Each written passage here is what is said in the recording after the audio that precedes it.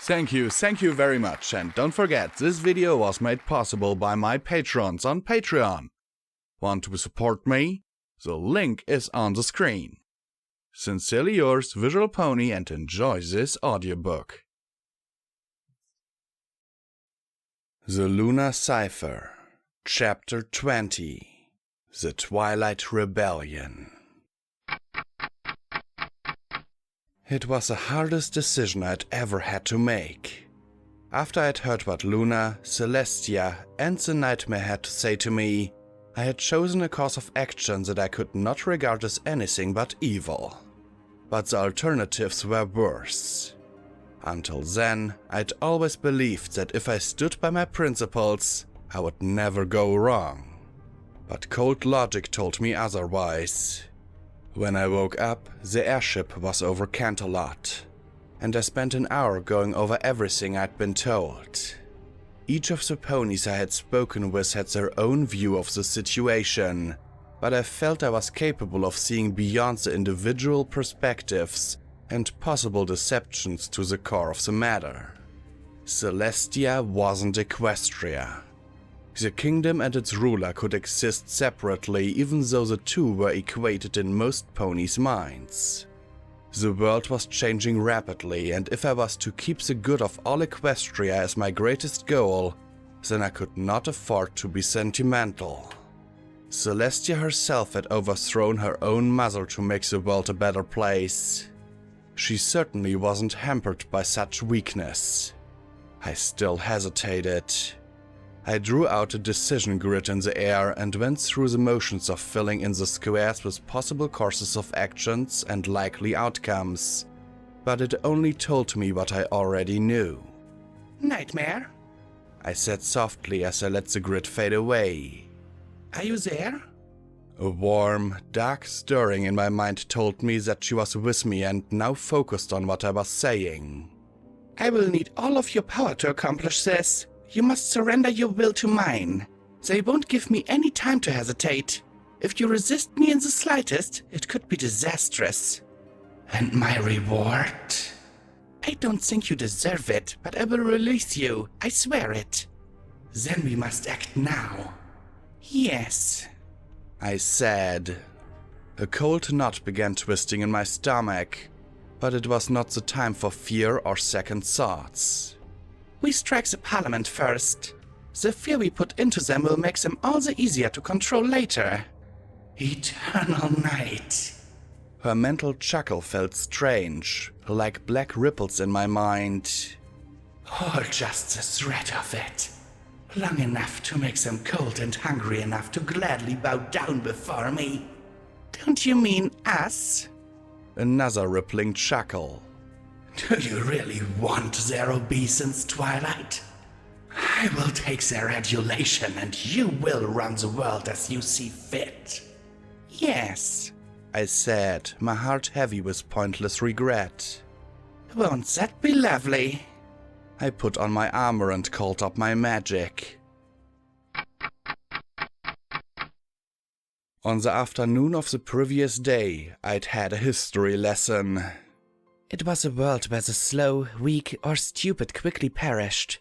The everfree forest is a pale remnant of her wild realm, Luna said. She hated her subjects so much? Luna shook her head. No, Twilight, she loved her little ponies. She took delight in the ones who succeeded and was regretful for each one that passed away, unfulfilled. But she is so incredibly powerful. Why didn't she protect them? That is the heart of the matter. She believes that adversity makes for strength. The ponies who are unfit will fail and perish, and those who are fit will survive and pass down their superior qualities to the next generation, making all the pony races better and better as time goes on. So, ponies who aren't good enough have to die? That's horrible! Even worse, those who were simply unlucky were sacrificed to her view of how things should be. A truly superior pony might die young by mischance, but to an immortal, such a setback was trivial.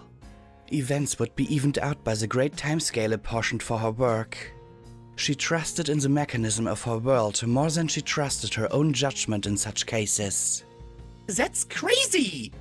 No, Twilight, it may have been merciless and unyielding, but the way she ordered her realm gave her the results she desired.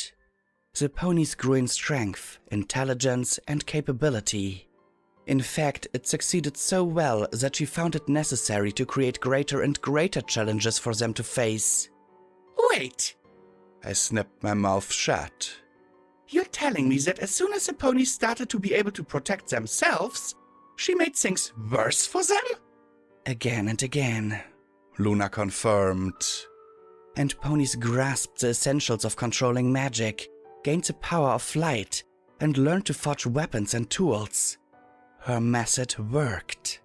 But how many ponies died unnecessarily for this? You ask the same question that Celestia and I asked of her, Twilight.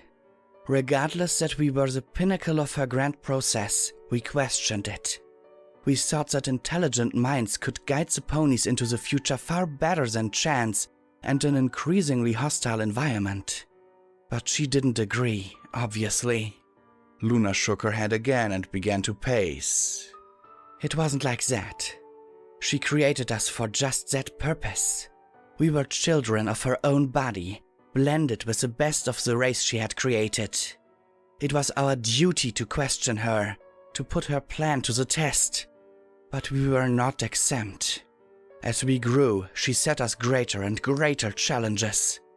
I was starting to find the story unsettlingly familiar. But you decided to skip right to the biggest challenge of all, didn't you? That is a good way of putting it. That is certainly how Mother would have seen it.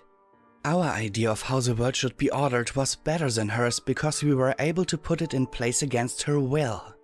You think might makes right? No. If that were so, we would have failed. Trickery gave us our victory.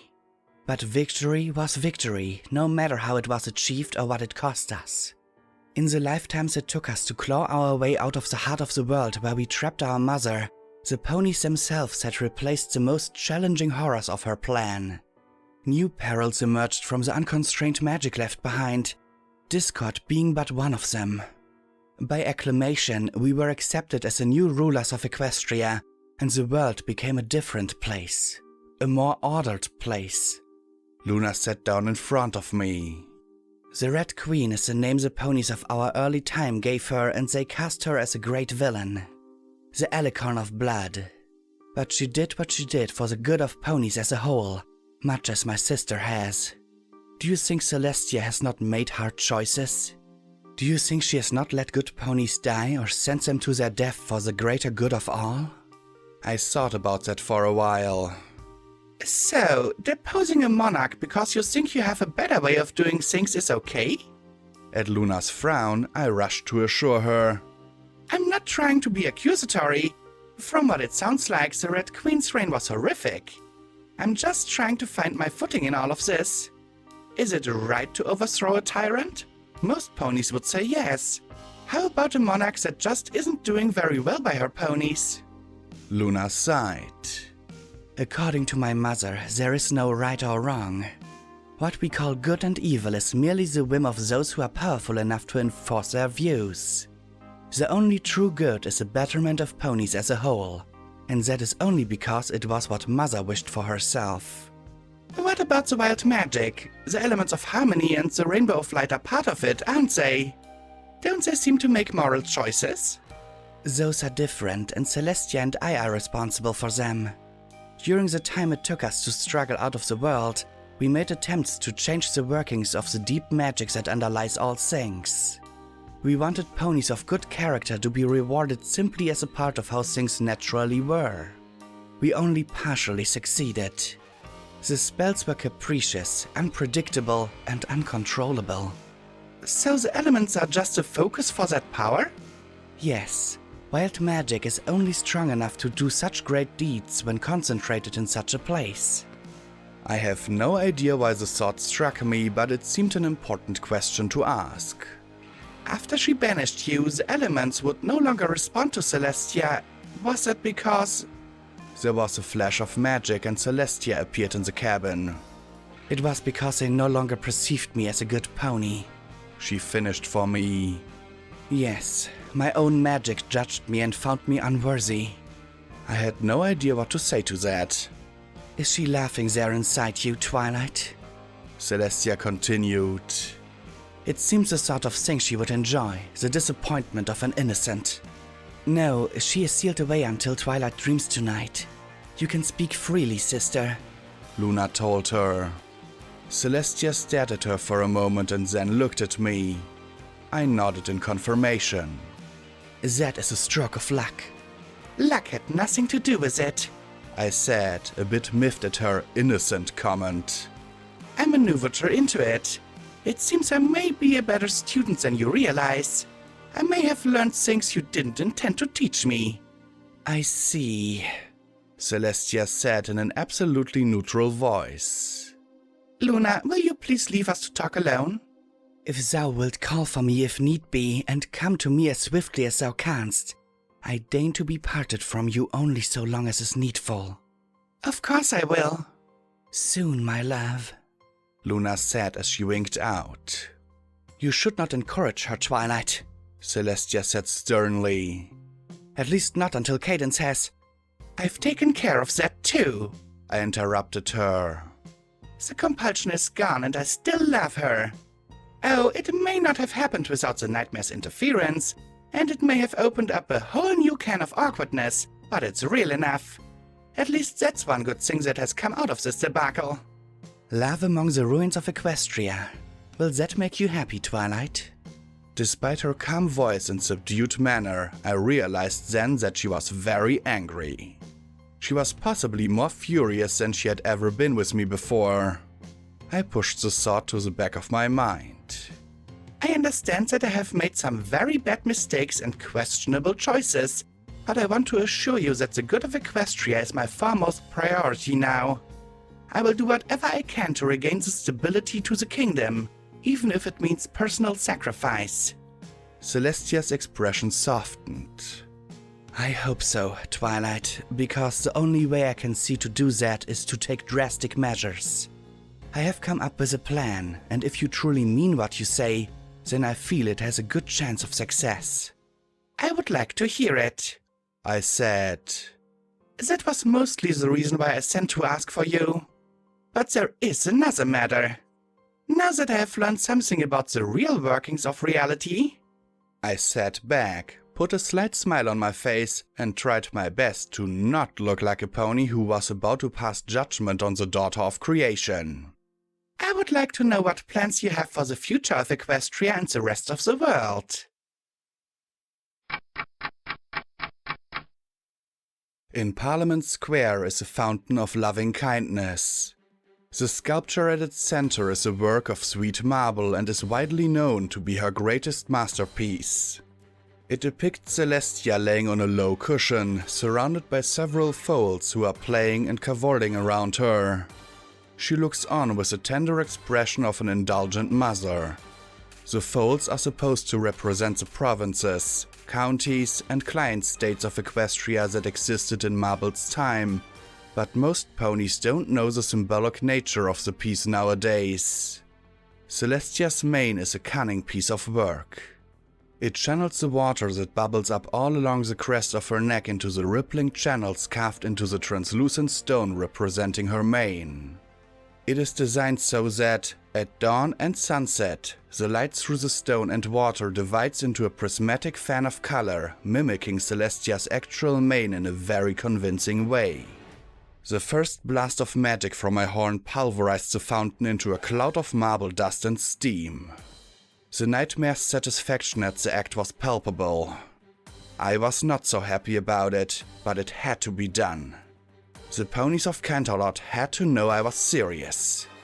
Tearing off the outer wall of the Parliament building was much more satisfying. Even with my limited appreciation of aesthetics, I had always thought it was a really ugly building. My dramatic appearance had put the assembly into a bit of panic.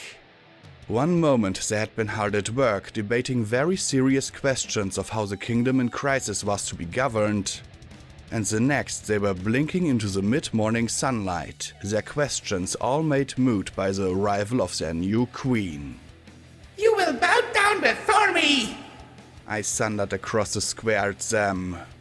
Most of them grabbed a chunk of floor immediately, but several of them lit their horns instead of bowing.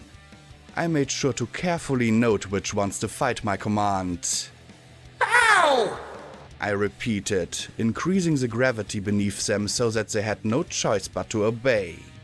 Slamming the dissenters to the ground also had the benefit of disrupting the spells that they had been readying. I stood on the roof of the portico of the Royal Library. It gave me a good vantage point with a solid stone building at my back. It also put me high enough that the ponies streaming into the square could get a good look at me. Ponies tend to run away from suddenly appearing beings wrapped in dark, smoky tendrils of magical power, but it was Canterlot, and I was obviously focusing my attention on the ruling class, so the average citizen's curiosity overcame their sense of self-preservation. The square began to grow crowded except for where the rubble of the wall had fallen, and I even thought I'd heard some pony groan, "Oh no, not again!" You want a new ruler? Well, you have one now! I have the will to do what Celestia was too kind-hearted to force upon you! All of you will serve me as... The blast of energy streaked towards me from high above, and I batted it away with a contemptuous flick of a shield snapped briefly into existence. The bolt shattered a pillar in front of the corn exchange, and ponies scampered away from the falling marble, leaving the steps vacant. Every pony in the square looked up to see Celestia, wings spread across the face of the sun, her horn boiling with power and her eyes sparking with rage. I have the power of the nightmare within me, Celestia! Do you think you have any hope of defeating me? Your time of indulgent rule is at an end! Flee and I will let you live! She also used the Royal Canterlot voice, and it was just as loud as mine, but seemed less harsh. You will not enslave my ponies! I will not allow it! You cannot prevent me! You are weak, Celestia! I threw a black blade of killing magic at her, and she dodged aside, swooping down towards my position. I rose into the air and threw another blast, larger and more powerful than the first. It missed Celestia, but finished the demolition of the corn exchange facade that her own attack had started. Celestia's next attack was a quick series of shots of the sort intended for maximizing confusion and pain in their target. I didn't even bother with a shield. I spread my wings and forelegs wide and let them slam into my armored chest. They stung a bit, but that was all. Is that the best you can do? I sneered at her and laughed. Pathetic! I brought up all the combined power I had at my command and poured it into a combination of spells. A spinning, buzzsaw shield appeared in front of me, and it crackled with sonic discharge as I slammed kinetic energy into it. This is real power, you fool! The spell rocketed away from me, and Celestia only managed to teleport away at the last instant. Unfortunately, the newly built Canterlot University Astronomy Tower had no such ability and disintegrated when my destroying spell hit it. The empty building, just days away from being opened to the students, turned into a spray of millions of bits worth of masonry and equipment and went raining down into the river valley far below. I growled in anger and felt for a teleport spell's exit vortex. Celestia would not catch me by surprise. No, it was Luna who caught me by surprise. A silvery crescent of magic slammed into my side, knocking me floundering through the air. Celestia reappeared while I was still getting my bearings, but all my attention was on Luna. What are you doing? I gasped. Luna, you... I am protecting my ponies, Nightmare Twilight. No, you... I gathered my will and my power. You belong to me, Luna! Every pony here knows that to be true! It is true no longer. She shook her head, and even across the width of the square, I could see the tears falling from her eyes, glinting in the sun as they fell all the way down to the crowd below. I belong to Equestria. Her horn and that of her sister boiled with searing light. They both put every ounce of their combined strength into a killing spell.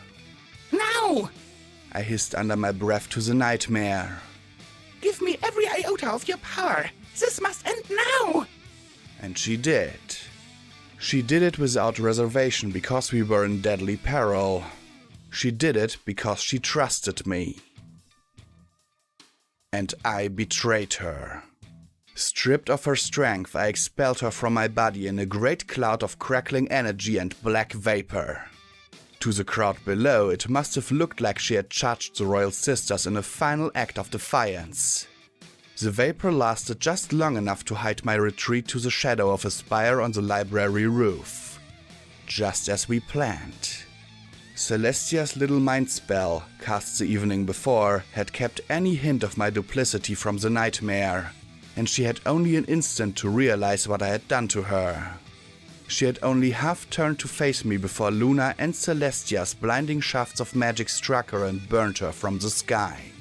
I remained hidden, waiting for the next scene to play itself out.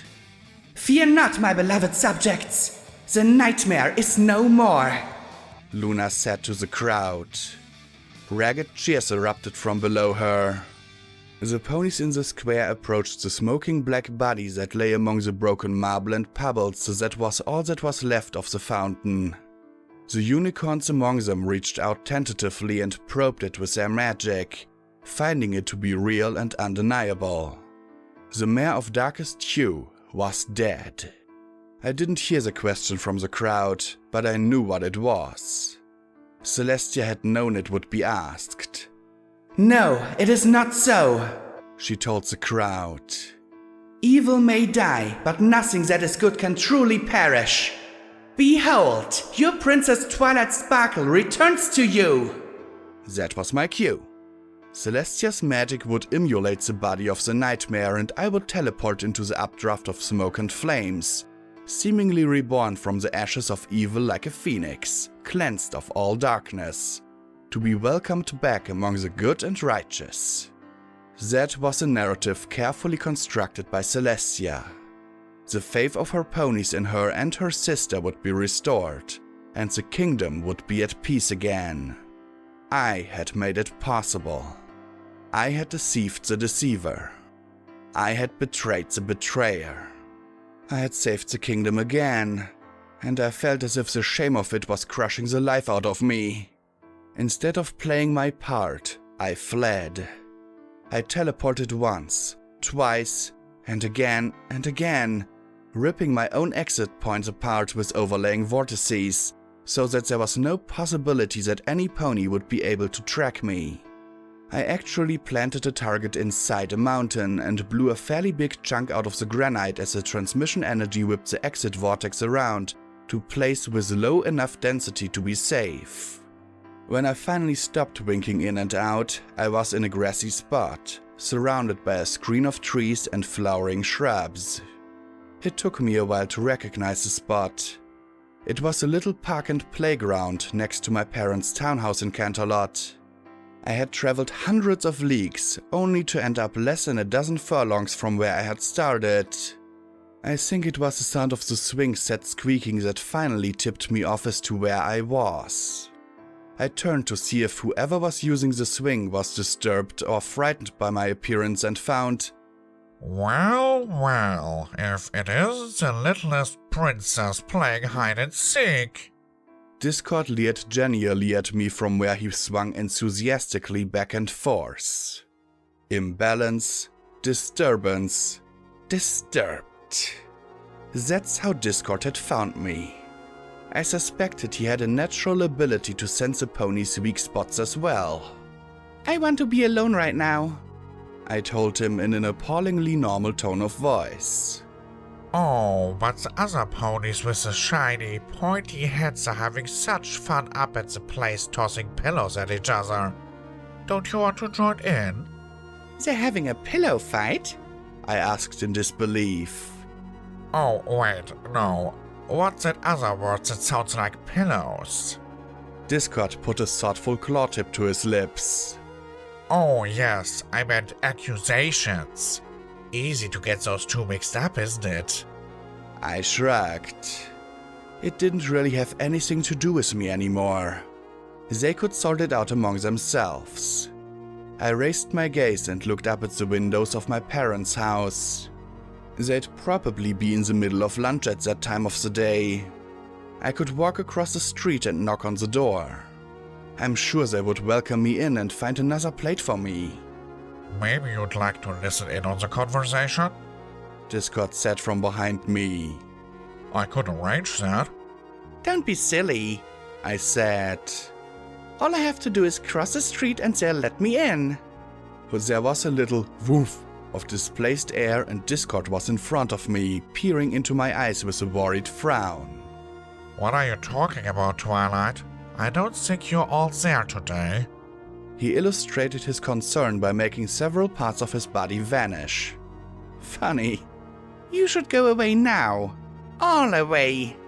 Oh, come on, Princess of Friend Zone champ. You've caused all this delightful uproar. Don't you want to enjoy it with a buddy? Let's pop up to the palace and watch the fun. You can learn all sorts of interesting stuff while invisibly eavesdropping. Celestia's just mad. I ruined her story. She'll get over it. She's got much more important things to worry about than me. Oh, that? Discord snorted and held up a little puppet that looked like me. A quick illusion spell and you smiled and waved at every pony. Boo-hoo, all better. He made it wave and blow kisses at an imaginary audience. Of course, Celestia had been prepared for me to fail. I took a close look at the grinning foolish face painted on the puppet. Then I cleared my throat and stood up straight, squaring my shoulders. It was important to look serious when delivering a professional assessment. I can say with a high degree of confidence that the probability of me doing something extremely stupid is now approaching certainty. Since you are in close physical proximity, the likelihood of the aforementioned stupidity happening to you is rather high. Discord rocked back on his tail and laughed. Oh, that has got to be the most eggheaded threat I've ever heard. You're a hoot, Twilight. A hoot. An entertainment. A jester. A fool. A puppet. I bit down hard on the inside of my cheek until the pain was worse than the burning in my eyes. Then I turned to Discord and smiled. Well, at least half of my face smiled at him. The other half remained sort of numb for some reason. I forgave you, didn't I? Discord finally realized that I was just a teeny bit more upset than he had assumed, and he went quiet, his eagle talon and lion paw wiggling together in nervousness. Yes? You can fix me, like you did with my friends. Just snap your fingers and then I can forget what happened. Or maybe you can make me just not care. That makes sense, right? Discord raised an eyebrow and then reached into the hedge next to him. He gave a yank and pulled Big Macintosh halfway out of the dense foliage. Big Mac took a startled look around and said, What? Where am I? Discord sighed and shook his head. You were supposed to say, nope, you big dummy. He shoved Mac back into the hedge and folded his mismatched arms over his chest. What in Equestria are you blathering about, Twilight? I murdered a pony today, you idiot!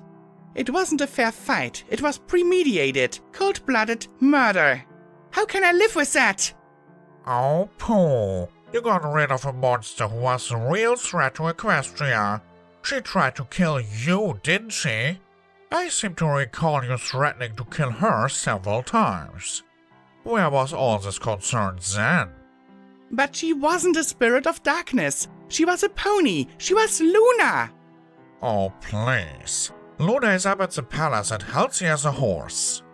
There was a shimmer of magic and a poof of scent smoke, and Discord stood before me in a wedding dress, clutching a bouquet. Now you can marry her and live happily ever after. At least, a proposal might stop her from shouting at Celestia that her plan was stupid and she needs to fight you before you do something foolish. His spiky mane turned blue and wavery, and he put on a horrible imitation of Luna's voice. Oh, Twilight, this babe all so sudden. I knew if we were good friends, but I never dared us to hope. I'd like to think that if it weren't for his choice of flowers, I wouldn't have snapped. But they were night-blooming jasmine, Luna's favorite. Time for the stupid! I said as I half-grinned up at him, my horn blazing into a violent torch of power. You might want to brace yourself. I think this is going to hurt.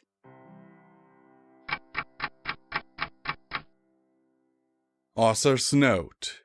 Just plain old thanks don't seem like enough reward for academic pony and status, who are tireless champions of coherence and good grammar, so I've asked Princess Luna to stop by for a guest note. Thank you both very much! And thanks to Her Majesty for the assist.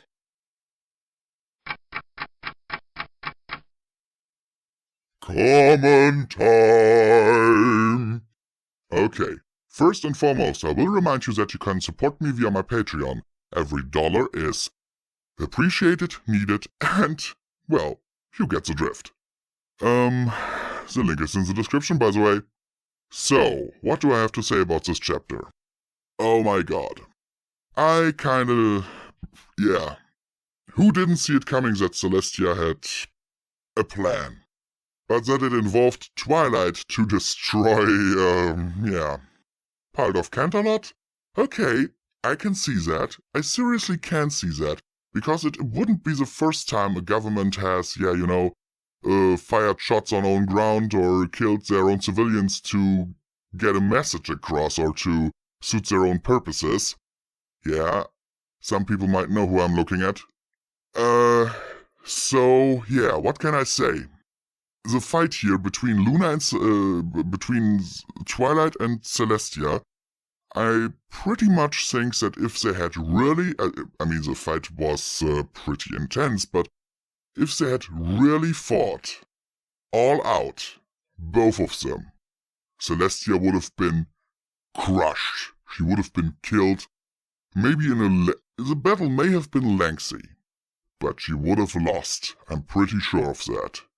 Because, look, Celestia, as far as we know, hasn't got any real battle experience. She isn't much of a fighter in that regard. Even when they defeated their mother, Luna and Celestia had to resort to trickery. Luna is a fighter. That's what I see here. Luna is really a fighter. Celestia, however, is more a planner and a deceiver. A deceiver, yeah, you know what I mean. Deceiver in the plan of leading your enemy in the wrong direction and then attacking from behind. That would be Celestia's way of doing things. Luna, on the other hand, or Hoof, if you like, is more of a direct fighter. We see that very early on in the story when they face off against this horde of dark magic creatures. She sings while fighting them. And, if I remember correctly, she does get injured in that battle, but that is only because she swoops in to save Twilight. If Celestia and Twilight and Luna had gone one-on-one, Luna might have been outclassed in terms of magic, but she would have had the advantage in experience. She would have won, but maybe not easily, but she would have won. Just because of her experience. And that's what I see here. That Celestia attacked Twilight first to show that she would be overwhelmed, and then have Luna swoop in and do all this, no, I don't love you anymore, or what I know she didn't say I don't love you anymore, but, you get my drift. So it was a play. And the nightmare was the sacrificial lamb here. Do I think she deserved it? Not really. Yes, of course, she was evil, but do I think she deserved to be betrayed like this? That's the thing I think she didn't deserve. it was a way to defeat her, but yeah, what can I say? What Celestia actually did here was kill a pony to fulfill a prophecy. And that is not okay. Of course, one could argue that Celestia and Luna and Twilight killed the nightmare because of, to save the kingdom, to reunite everyone and all that shit. But I see it differently. I see it that Celestia orchestrated this plan so that the prophecy would come true in front of everyone, so that the Mayor of Darkest Hue dies. What would have been a better solution, in my opinion, my personal opinion, I do play shooters. I do play games so violent that they are banned in my country. I must stress this point. For example, the 2010 release of Alien vs. Predator did not get released in Germany. That is because there are scenes where, like, when you play as a predator, you go up behind a marine or something and ram your wrist blade into his back. He begins to scream, and then you grab his head and pull out his head with his spine. And that's only one of the, 20 different execution animations. For the aliens, there are at least just as many. And they're just as brutal. So, I play those games, I enjoy those games, but in real life, I'm a pacifist. So, my solution to this would have been, sap the nightmare of her power. All of it. And Twilight did that here, before expulsing her from her body. And then imprison her. Do something. Maybe, I don't know. It's Equestria. It's magic. I don't have to explain shit. Basically, that's... you know what I mean, I think. You could have used a solution like, for example, in this one Doctor Who episode, in this, I think it was Day of the Doctor, where all doctors came together and froze Gallifrey in a single moment in time. So, trap her in a gem that freezes her in that 1 second in time. And banish this gem, to Mars? Somewhere where no one will ever find it. So she's frozen in this 1 second of time. Doesn't know that she is actually frozen, and she's not being murdered, basically.